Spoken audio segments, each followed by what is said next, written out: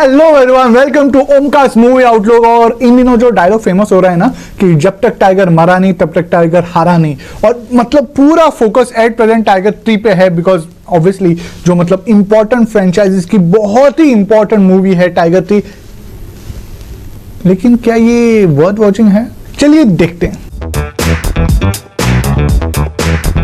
Tiger 3 which is the third franchise of Tiger series and also after Pathaan, जो मतलब spy universe जो अभी ये फेमस हो रहा है यूनिवर्सेस, और इसी स्पाई यूनिवर्स में टाइगर 3 आफ्टर पठान मतलब following the events of Pathaan, War and Tiger जिंदा है, ये टाइगर 3 रिलीज हुई है। और जैसा कि हमको पता है कि पठान मूवी में जब टाइगर की एंट्री होती है वो पठान को बोलता भी है कि मैं एक बड़े मिशन के लिए जा रहा हूं, शायद टाइगर को पठान की जरूरत पड़ सकती है, और वही पढ़ती भी है। मतलब ये कोई सरप्राइज नहीं था कि शाहरुख खान की as a Pathaan entry Tiger 3 में होने वाली थी, वो तो होने ही वाली थी। लेकिन और भी बहुत सारे सीक्रेट्स है इस मूवी में, बहुत सारे सरप्राइजेस है जो ऑब्वियसली मैं रिवील नहीं करना चाहता बिकॉज मजा खराब हो जाएगा। लेकिन यस, इस मूवी की जो हाइप है ना, उस हाइप तक ये मूवी नहीं गई है, बिकॉज आफ्टर पठान लोगों की एक्सपेक्टेशन इतनी हाई हो चुकी थी, specially with regards to tiger 3, वो एक्सपेक्टेशन मीट नहीं हो पाई। Tiger 3 starring Salman Khan and Katrina Kaif, और वो अपने रोल सरप्राइज कर रहे हैं जो मतलब पहले के जोया और टाइगर। और जैसा कि हमको पता है कि अभी उनका बेटा भी है जो अभी बड़ा हो चुका है, और अभी वो अपनी लाइफ बहुत अच्छे से गुजार रहे हैं। लेकिन कहानी में ट्विस्ट आता है। यस, फाइनली बहुत ही लंबे अरसे के बाद इमरान हाशमी की एंट्री होती है मूवीज में।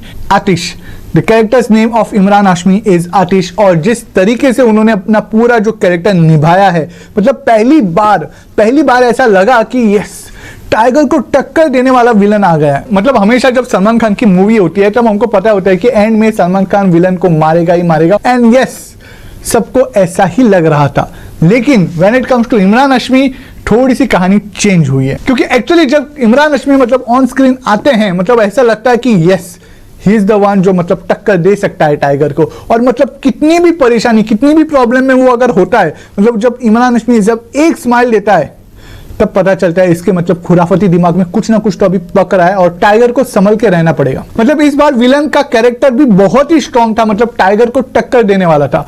और as we know that this is the most important movie of the series, because यहाँ से बहुत सारी चीजें रिवील होगी और हो चुकी भी है, और मतलब आपको बहुत सारे रूमर्स और बहुत सारे स्पॉयलर्स अभी आ गए होंगे।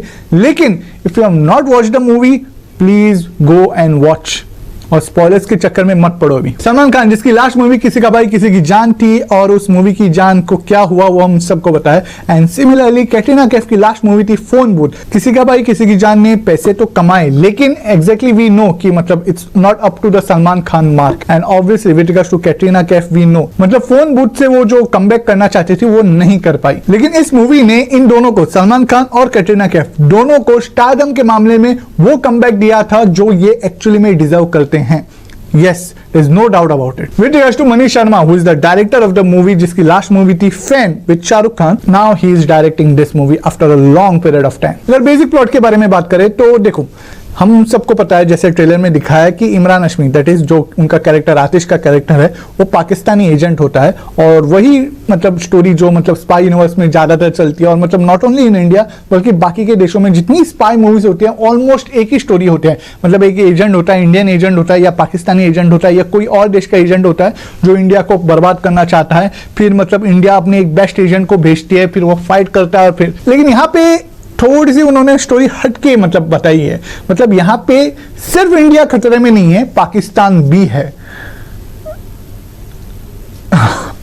जैसे कि हमने ट्रेलर में देखा है कि टाइगर ने कहीं ना कहीं इमरान हाशमी का बहुत पहले पास्ट में बहुत ही बड़ा नुकसान किया होता है, और अभी Imran Hashmi as a revenge, मतलब नॉट जस्ट प्रोफेशनल लेवल पे as a agent but also personal level पे टाइगर से बदला लेना चाहता है, और उसके लिए उसने टारगेट किया उसकी फैमिली को। अब टाइगर को चूज करना है कि अपनी फैमिली को चूज करे या देश को, बिकॉज अगर उसने फैमिली को चूज किया तो देश में गद्दार किया जाएगा, और अगर देश को चुनता है तो फैमिली टाटा बाय बाय। मतलब इसी कश्मकश में मतलब स्टोरी फर्स्ट हाफ में आगे बढ़ती है। अब आतिश बदला ले पाए आएगा या नहीं, उसके लिए आपको मूवी देखनी पड़ेगी। With regards to story simple है, लेकिन स्टोरी टेलिंग उतनी खास नहीं है। मतलब डायरेक्शन में अगर हमको ये पता होता कि अगर स्टोरी टेलिंग, बिकॉज बहुत बार स्पेशली फर्स्ट हाफ में बहुत कंफ्यूजन होते हैं, मतलब with regards to Katrina Kaif, मतलब कैटरीना कैफ के रिश्ते क्या है, फिर टाइगर के कैरेक्टर में बहुत सारे कॉन्ट्रडिक्शंस आते हैं जो उसकी पहली मूवी में थे। वो कॉन्ट्रडिक्शन क्या है वो मैं नहीं बता सकता, लेकिन बहुत सारे कॉन्ट्रडिक्शंस आते हैं। मतलब इन शॉर्ट, अच्छी स्टोरी अगर अच्छे से प्रेजेंट नहीं की तो उसका कोई मतलब नहीं होता। मतलब if you want to show only the action part of the movie,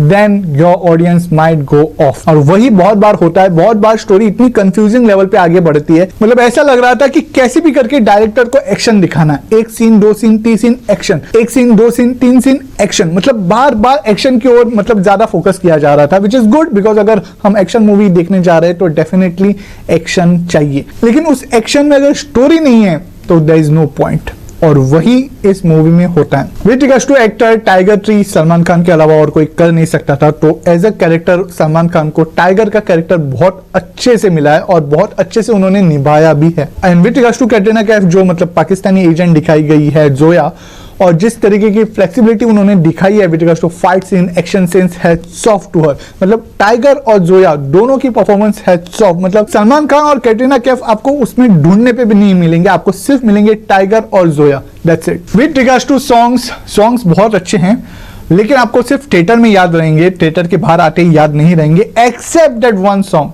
लेके प्रभु का नाम, जो मतलब एंड में आता है और पूरा सॉन्ग लोग सुनते हैं। मतलब बहुत सारे थिएटर्स में लोग आगे चलकर डांस भी करते हैं। मतलब लेके प्रभु का नाम 88+ मिलियन व्यूज पे है अभी। With regards to visuals, yes, Pathaan जैसे ही विजुअल्स है, और मतलब जो कोई भी सीन या मतलब एक्शन सीन को एलिवेट करते हैं, मतलब अलग अलग लोकेशंस हैं, डे नाइट, मतलब डिफरेंट लोकेशंस है, और पूरे सीन के इमोशंस को एलिवेट करने का काम कर रहे हैं। So visually this movie is a treat. Okay उनका, सो नाउ टेल मी कि ये मूवी किसके लिए है और किसके लिए नहीं है। If you are looking for a movie जो मतलब थोड़ी आर्टिस्टिक टाइप हो या जिसमें लॉजिक हो, अगर आप ऐसी टाइप मूवी देखना चाहते हो then this movie is not for you. पर आप अगर कोई एक कमर्शियल मासी फिल्म देखना चाहते हो अपने फैमिली के साथ, अपने फ्रेंड सर्कल के साथ, अपने गर्लफ्रेंड बॉयफ्रेंड, पति पत्नी या किसी के साथ भी, then this movie is for you. ये आपको सिर्फ एंटरटेन करेगी। मतलब वो जो बोलते हैं ना, कुछ मूवीज होते हैं जो आपको सोचने पे मजबूर करती है, उस टाइप की मूवी नहीं है। लेकिन if you are going with a mindset कि मैं सिर्फ एंटरटेनमेंट के लिए जा रहा हूं, तो ये मूवी आपको एंटरटेन करेगी। So that was the review of the week.